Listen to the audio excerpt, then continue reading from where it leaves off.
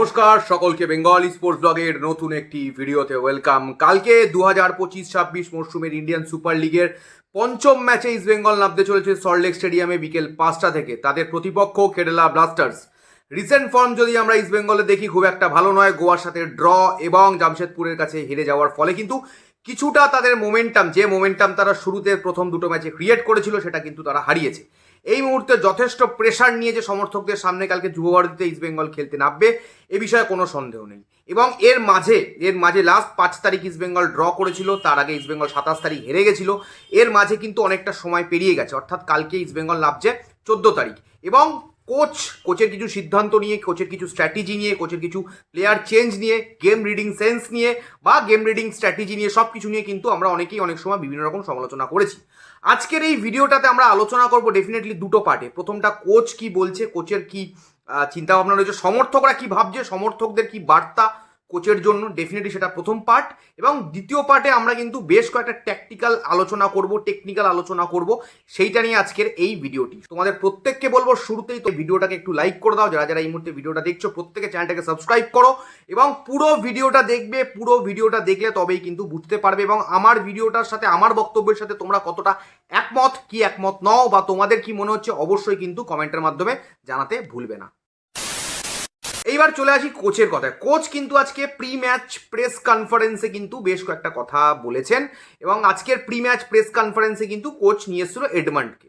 এবার দেখো স্টার্টিং 11টা কালকে কি হবে সেটা নিয়ে আমরা ক্রমশ আসবো এবং কি চেঞ্জেস আসতে পারে। প্রথম কথা, কোচের যে দু একটা কথা, সমর্থকদের প্রত্যাশা মতো কোচ পারফর্ম করতে এখন অবধি পারেনি। সমর্থকদের প্রত্যাশা সবসময়, ইস্টবেঙ্গল সমর্থকদের প্রত্যাশা সবসময় উপর দিকে থাকে। বাট একটা জিনিস আমাদের মাথায় রাখতে হবে, এই কোচ আসার পর ইস্টবেঙ্গল অন্তত আর যাই করুক এখন অবধি এই সিজনে কিন্তু অনেক টিমের সাথেই চোখে চোখ রেখে লড়াই করার একটা চেষ্টা করেছে।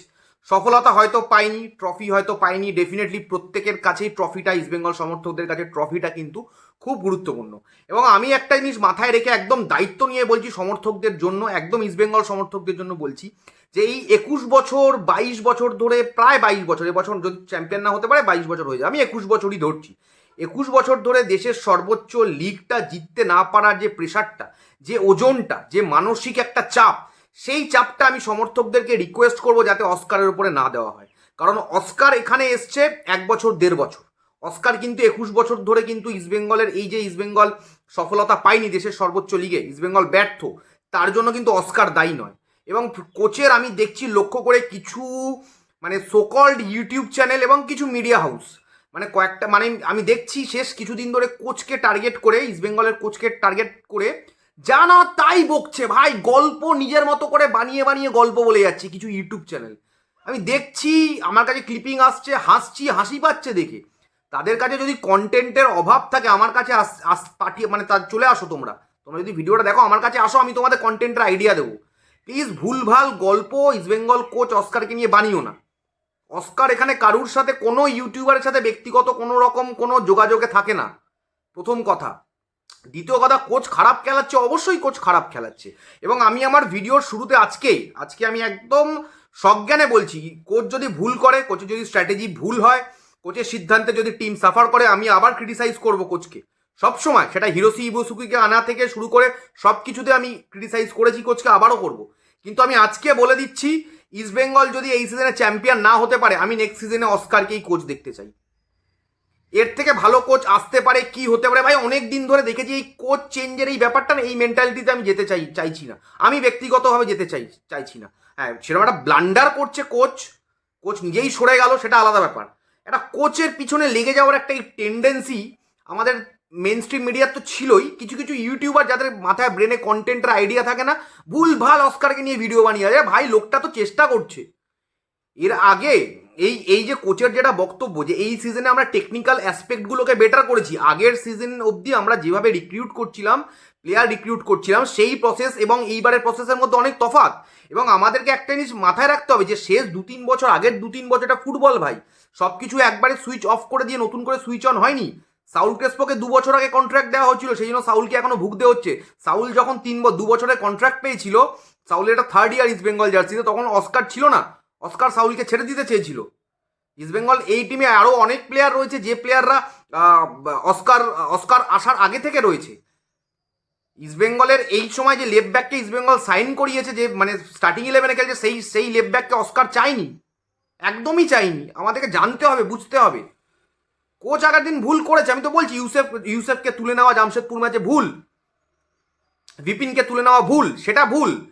বাট সবই কোচ ভুল করছে, কোচের জন্য সব হচ্ছে এটা নয়। আগে গোয়া ম্যাচটা ইস্টবেঙ্গলের কোচের কিছু করার নেই, কোচের হাতে যা মশলা আছে কোচ মাঠে নামিয়েছে। কোচ তো বলবে না যে আমি অ্যান্টন সজবার্গকে নিয়ে আসবো, বা কোচ তো বলেন রিচার্ড সেলিসকে নিয়ে আসো, এখানে রিহ্যাব করতে আসবে ইস্টবেঙ্গলে। অ্যান্টন সজবার্গ প্র্যাকটিস করতে পারছে না, চোট লুকিয়ে এসেছিল রিচার্ড সেলিস আগেরবার। এখানে কোচের কিছু করার নেই, সবসময় সফট টার্গেট, কোচকে টার্গেট করে দেবো। কোচের স্ট্র্যাটেজিতে ভুল আছে, আমি তো আবার বলছি ভুল আছে। টেকনিক্যাল জায়গাতে আমরা অনেক উন্নত হয়েছি, এক বছরই একেবারে একদম সব উন্নত হয়ে যাবে এটা ভাই, এটা এই চিন্তাভাবনাটা মাথা থেকে বার করো। আর সব কথায় কোচ চলে না, কোচ চলে না ভাই, এটাও মাথা থেকে বার করো। কোচ ভুল হলে ভুল বলবো, কোচ ঠিক। আগে কোন সিজনে তুমি দেখেছো, কোন সিজনে এরকম হয়েছে যে মোহনবাগান সুপার জায়ান্ট আমাদেরকে 90 মিনিটসে এতগুলো ম্যাচ হয়ে গেছে, 3টে ডার্বি হয়েছে, একটা তো হারাতে পারিনি? হয়নি, এইবারে হয়েছে। মোহনবাগান সুপার জায়ান্টের মতো টিমকে আমরা 2খানা টুর্নামেন্ট থেকে বাইরে করে দিয়েছি, সুপার কাপ এবং ডুরান্ড কাপ। আমরা চ্যাম্পিয়ন হতে পারিনি, সেটা আনফর্চুনেট, করে দিয়েছি।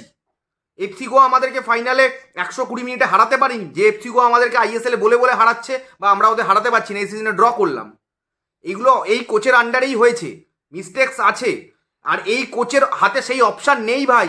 এই কোচের হাতে ভাই ডিমি পেট্রাডসকে তুলে জেসন কামিংস নেই, ম্যাকলারেনকে তুলে দিয়ে রবসান রবিনো নেই, এই কোচের হাতে থাপাকে তুলে দিয়ে সাহাল আব্দুল সামাদ নেই। তাই অন্য কোচের সাথে এই কোচের তুলনা করলে হবে না যে ওই টিম, ওখানে টিমটা দেখো। ওখানে আমায় রানাওয়াটাকে তুলে এনেছে, কেন তুলে এনেছে? আশিস রায়ের ইঞ্জুরি হয়েছে, যে টিমে মেহতাব সিং, দীপেন্দু বিশ্বাস চান্স পাচ্ছে না। ঠিক আছে, ইস্টবেঙ্গল রাকিব ছাড়া কে খেলবে? রাইট ব্যাক নেই, we don't have any option. আমাদের নুঙ্গাকে লেফট ব্যাক রাইট ব্যাক করে ঘুরিয়ে খেলাতে হচ্ছে। জয়গুপ্তা চলবে কি চলবে না কেউ জানে না। এইবার টপিকটায় আসছি, বিষ্ণুকে লেফট ব্যাকে প্র্যাকটিস করানো হচ্ছে কেন? কোচ তো করাবে, কারণ কোচ দেখতে পাচ্ছে জয়গুপ্তা কিছু করতে পারছে না লেফট ব্যাকে। আনোয়ারকে সেই লেফট সেন্টার ব্যাক থেকে গিয়ে লেফট ব্যাক পজিশনটা সামলাতে হচ্ছে, তাই না? তাই বিষ্ণু কালকে হয়তো স্টার্ট করতে পারে, আমার মনে হয় না স্টার্ট করবে। আমি আমার টিমে বিষ্ণুকে স্টার্ট করাবো না, কারণ আরেকটাই মাথায় রাখতে হবে, ওদের কিন্তু রাইট উইং থেকে করু সিং আছে। করু সিংকে বিষ্ণু আটকাতে পারবে এটা আমার ব্যক্তিগতভাবে মনে হয় না। করু সিংকে বিষ্ণু আটকাতে পারবে লেফট ব্যাক পজিশন থেকে, এটা আমার মনে হয় না। সেই আনোয়ারকেই যেতে হবে বিষ্ণুকে যদি স্টার্ট করায়। আমার মনে হয় বিষ্ণু পরবর্তীতে সেকেন্ড হাফে চেঞ্জ হিসাবে আসতে পারে, তখন বিষ্ণু কিন্তু ওই ফুল ব্যাক পজিশনটায় খেলবে, যাতে ইস্টবেঙ্গল অ্যাটাক করতে পারে। আমার মনে হয় একজন প্রপার লেফট ব্যাককে স্টার্ট করানো উচিত, সেটা নুঙ্গা হোক, সেটা জয়গুপ্তা হোক। প্রপার লেফট ব্যাক ওরা, মানে নুঙ্গা তো প্রপার লেফট ব্যাক নয়, জয়গুপ্তার প্রপার লেফট ব্যাক। জয়গুপ্তার performance not up to the mark, আমরা বলেছি, ডেফিনেটলি আমরা বলেছি। এবং এডমান্ডকে নিয়ে আলোচনা হচ্ছে, এডমান্ড হয়তো স্টার্ট করতে পারে। এডমান্ড যদি স্ট্রাইকারের পিছন থেকে প্র্যাকটিস করছে, এডমান্ড যদি স্ট্রাইকারের পিছন থেকে স্টার্ট করে, তাহলে রাইট উইংয়ে কে খেলবে? মাহেশ। তাহলে রাইট উইংটা কে খেলবে? তাহলে 3জন সাউল ক্রেসপো, রাশিদ এবং মিগুয়েলকে আমরা কি করে খেলাবো? আমার মনে হয় এডমান্ড সেকেন্ড হাফে আসা উচিত। মাহেশের যদিও ফর্ম ছিল না, সেই ক্ষেত্রে এডমান্ড ফর্মে রয়েছে। সেই ক্ষেত্রে কি কোচ আগে এডমান্ডকে স্টার্ট করাবে, মাহেশকে ড্রপ করবে? এডমান্ড এলে মাহেশ ড্রপ হবে। এক্সপিরিয়েন্স রয়েছে কিন্তু এখানে মাহেশের বেশি, এডমান্ডের কিন্তু ফর্ম বেশি রয়েছে। এই প্রশ্নগুলো রয়েছে, তোমাদের কি মনে হচ্ছে কোনগুলো করা উচিত? এবং শুরু থেকে যেটা বললাম, কোচকে টার্গেট করা যেগুলো করছে কিছু ইউটিউব চ্যানেল, আমি দেখছি, বুঝছি। যেদিনকে ডোজ দেব ভিডিওর মাধ্যমে, দরকার হলে মাঠে ময়দানে নেবে, সেদিন কিন্তু বিপদ হয়ে যাবে। খবর যতটা করার মতো খবর করো, আননেসেসারি অ্যাটেনশন শিকার হয়ে ভুলভাল খবর রটিও না। এটা সমর্থক হিসাবে বললাম এবং অ্যাজ এ কন্টেন্ট ক্রিয়েটার হিসাবে বললাম। এইটুকুই বলার ছিল।